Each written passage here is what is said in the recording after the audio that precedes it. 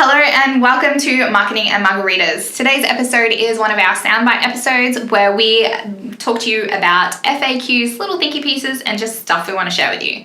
Today's episode is top 3 things to help you refresh your LinkedIn page. If you're anything like me, I'm a little bit guilty for this. I don't use LinkedIn anywhere near as much as I should, or you haven't gone back and actually completed filling out your LinkedIn page when you set it up. Yep.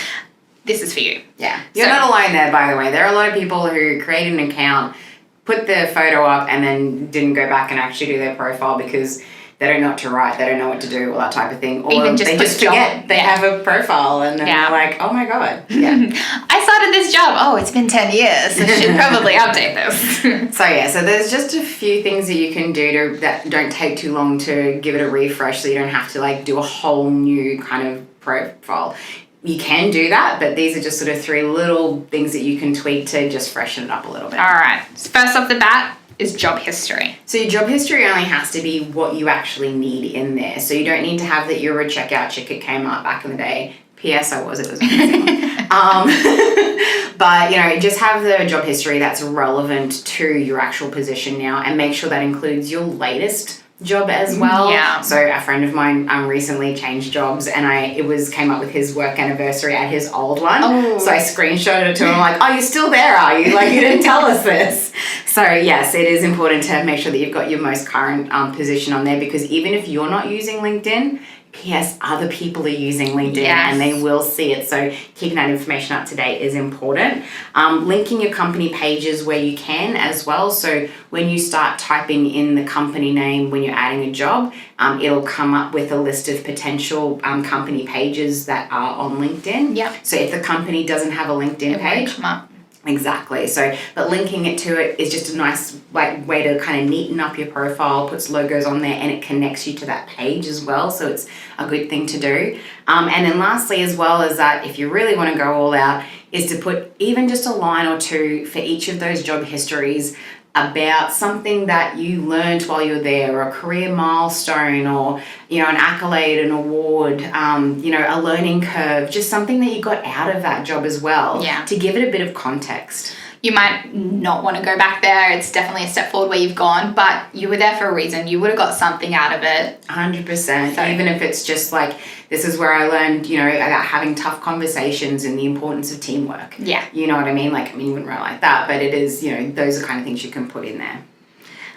So the next one is about the about section. Mm-hmm. So, pushing our limits on wanting to talk about ourselves sometimes. Yeah, I think it's really important to have your about section have something in there. Yeah. Because your job history, volunteer, education, certifications, all the other sections is just reporting on your career. But the about section is the opportunity for you to actually show a bit of personality and tell people about yourself. Again, that doesn't have to be huge. Just write a few sentences about why you like being in the industry you're in, or what kind of people you like working with, or, just something like that, just to personalize it and make it look a little bit less like a resume. Yeah, that's a really good idea.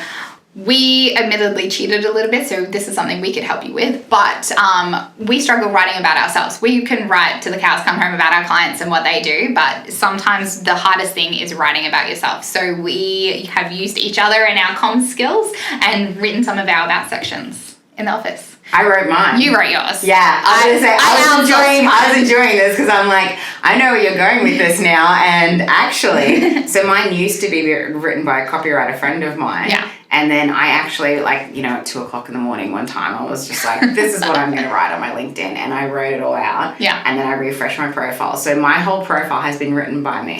Well done. Thank you. I was waiting for my gold star. Pat on the back. Gold star. We're not all nerds like that. If you need help, it's okay. Look, that's a fair point. All right. So the third section that we want you guys to look at is to check your contact info. Yes. Yes, please. I probably need to go do this now that you've pointed it out. Far out, man. The amount of clients who, they'll engage us to do their LinkedIn profile for them, and I'll go through and look at what they've currently got there, and I'll be you've got this as your email address. It looks like your personal email address, or it's an old work email address, or it's their uni email address. And I'm is that the one you want on there? And they had no idea. They're like, is that seriously what's on there? And I'm like, no, I'm making it up. Actually, I just copied that from somewhere else. I stalked you and found your personal email so that I could put it there for you. Like, yes, that is what is on your fucking LinkedIn profile. Can we please change this? Yeah.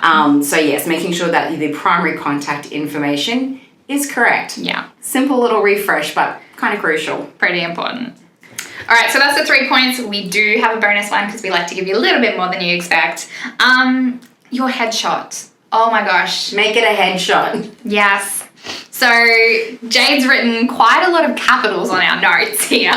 We won't be shouting at you, but zoom in so we can see your face. That is the point of LinkedIn. Yeah, so it's really, and you think about it too, most of our social media traffic comes through mobile. Yeah. So if people are on LinkedIn and, you know, your name might not be as unique as what you think it is, or it's just that they can't exactly remember 100% who you are, alongside your name is your profile pic. So your profile pic needs to be you. Yes. It needs to be so I can see your face. And we're saying headshot because we mean headshot. So it's not you and a mate, it's not your truck, it's, you know.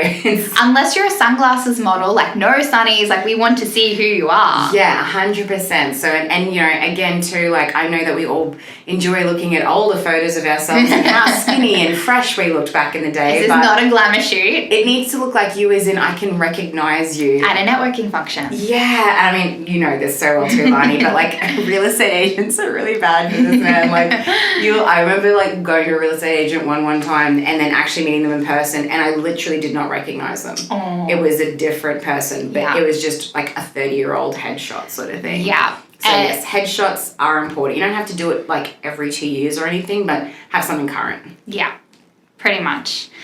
All right, that's all from us today. I hope you've enjoyed this soundbite on the top 3 things to refresh your LinkedIn. Cheers. Thanks for listening to this episode of Marketing and Margaritas. Find more free marketing tips, tricks and laughs at rebelnation.com.au.